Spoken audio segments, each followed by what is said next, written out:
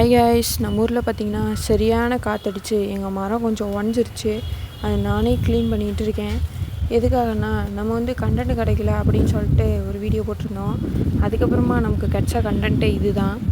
இதை வந்து நம்ம க்ளீன் பண்ணி இதை ஒரு கண்டென்ட்டாக போட்டுருவோன்னே நானும் ஒரு ஆளாக க்ளீன் பண்ணிட்டுருக்கேன். அப்புறம் நானும் வேகமாக நல்லா க்ளீன் பண்ண ஆரம்பிச்சிட்டேன். க்ளீன் பண்ணிட்டு அந்த கீரையை கொஞ்சம் எடுத்து எங்கள் மாட்டுக்கு போட்டு கண்டென்ட்டை முடிச்சிட்டோம். பாய்.